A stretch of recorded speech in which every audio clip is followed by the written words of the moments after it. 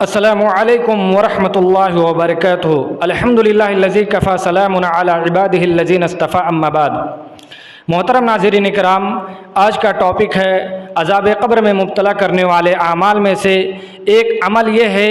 کہ میت پر نوحہ کرنا۔ صحیح بخاری کتاب الجنائز حدیث نمبر 1287۔ حضرت عمر فاروق کو جب شہید کر دیا گیا، ان کو زخمی کر دیا گیا، تو حضرت صہیب رضی اللہ تعالیٰ عنہ ان کے پاس روتے ہوئے آئے اور کہنے لگے، ہائے میرا ساتھی، ہائے میرا دوست۔ جب یہ روتا ہوا حضرت عمر فاروق نے حضرت صہیب کو دیکھا تو آپ نے،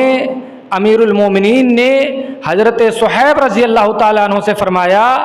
اتبکی یا صہیب، اے صہیب کیا تو مجھ پر روتا ہے؟ یا صہیب اتبکی علی، اے صہیب کیا تو مجھ پر روتا ہے؟ حالانکہ اللہ کے نبی صلی اللہ علیہ وسلم کو میں نے فرماتے ہوئے سنا ہے، آپ صلی اللہ علیہ وسلم فرما رہے تھے کہ ان المیت یعذب ببعض بکاء اہلہ علیہ، کہ میت پر اس کے گھر والوں کے رونے کی وجہ سے اس پر عذاب ہوتا ہے۔ اور ایک دوسری روایت کے الفاظ ہیں، المیت یعذب فی قبرہ بما نیح علیہ۔ صحیح بخاری کتاب الجنائز باب ما یکرہ من النیاحۃ علی المیت حدیث نمبر 1292۔ اللہ کے نبی صلی اللہ علیہ وسلم نے فرمایا کہ میت پر عذاب ہوتا ہے، میت کو عذاب دیا جاتا ہے اس کے گھر والوں کے رونے کی وجہ سے، یعنی جس پر نوحہ کیا گیا ہو جس میت پر، اس میت کو عذاب دیا جاتا ہے۔ اس حدیث کی شرح میں امام نووی رحمہ اللہ علیہ نے کہا ہے اور جمہور اہل علم کا قول نقل کیا ہے کہ میت پر عذاب اس وقت ہوتا ہے لوگوں کے رونے کی وجہ سے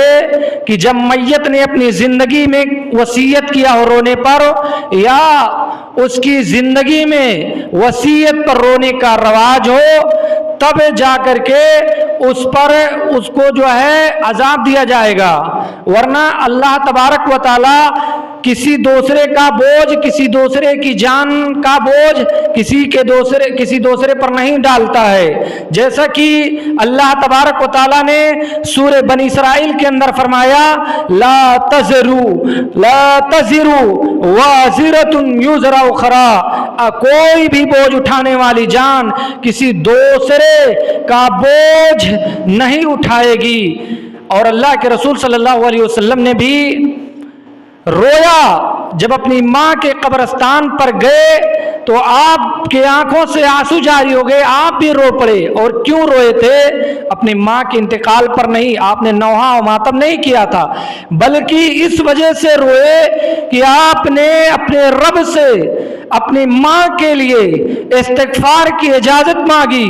تو اللہ تبارک و تعالیٰ نے اجازت نہیں دیا۔ جیسے کہ صحیح مسلم کی حدیث ہے، اللہ کے نبی صلی اللہ علیہ وسلم کی حدیث ہے کہ زار النبی صلی اللہ علیہ وسلم قبر امہ فبکا وابقى من حولہ، اللہ کے رسول صلی اللہ علیہ وسلم نے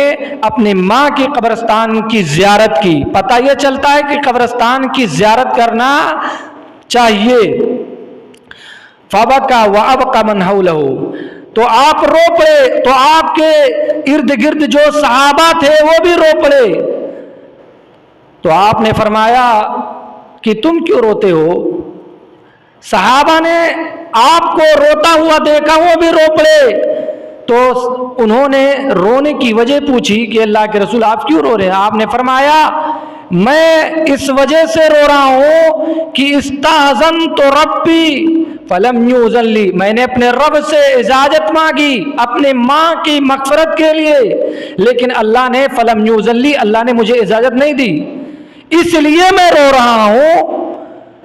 اور آپ نے فرمایا فزوروا القبور فإنها تذکر الموت، تم قبروں کی زیارت کرو کیونکہ یہ موت کو یاد دلاتی ہے۔ اس حدیث پاک سے پتہ یہ چلتا ہے کہ اگر ویسے ہی بغیر نیت کے آدمی روتا ہے، دوسری وجہ سے روتا ہے، تو وہ نوحہ ماتم نہیں ہے، لیکن میت کے انتقال کے بعد جو ہے آدمی کے آنکھوں سے آنسو جاری ہو جانا یہ نوحہ ماتم نہیں ہے، کیونکہ اللہ کے پیارے نبی جناب محمد الرسول اللہ صلی اللہ علیہ وسلم کی بیٹی زینب جب زخمی ہو گئی اور ان کا انتقال ہو گیا، اپنے ہاتھ سے اللہ کے رسول صلی اللہ علیہ وسلم دفن کر رہے ہیں، آپ کی آنکھوں سے آنسو جاری ہیں۔ آپ صلی اللہ علیہ وسلم نے سے صحابہ کرام نے پوچھا، اے اللہ کے رسول آپ بھی نوحہ کر رہے ہیں، آپ بھی ماتم کر رہے ہیں، آپ کی آنکھوں سے آنسو جاری ہیں؟ اللہ کے رسول صلی اللہ علیہ وسلم نے فرمایا، اے میرے صحابیوں، اے میرے ساتھیوں، یہ تو رحمت کے آنسو ہیں، میں نوحہ اور ماتم نہیں کر رہا ہوں، یہ تو رحمت کے آنسو ہیں۔ لہذا اس سے پتہ یہ چلتا ہے کہ آنکھوں سے آنسو جاری ہو جانا یہ رحمت ہے، اور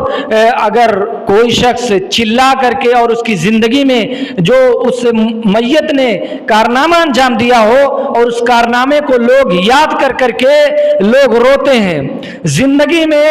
اس کے کچھ کام نہیں آتے ہیں، جیسے کسی کے ماں باپ انتقال ہو جاتے ہیں، کسی کا باپ یا کسی کا بھائی انتقال ہو جاتا ہے، اگر کسی کا بھائی انتقال ہو گیا تو اس پر لوگ رونا پیٹنا شروع کر دیتے ہیں زور زور سے، اس نے جو کارنامہ انجام دیا ہوتا وہ چیزیں یاد کر کر کے، تو حالانکہ اس سے پہلے پتہ یہ چلتا ہے کہ زندگی میں جب تک زندہ تھا تو اس سے سال دو سال تک باتیں نہیں کی، اور اسی طرح سے ماں کے انتقال کے بعد بہت سے لوگ ایسے بھی ہوتے ہیں کہ جو روتے ہیں اور اس کی زندگی میں یاد کر کر کے مکاری کرتے ہیں، روتے ہیں، حالانکہ وہ رونا اس وقت فائدہ نہیں ہوتا ہے، بلکہ رونے سے بہتر یہ ہوتا ہے کہ آدمی اپنی ماں باپ کے لیے، اپنے اولاد کے لیے جو بھی انتقال کر جائے اس کے لیے دعا کرے، اور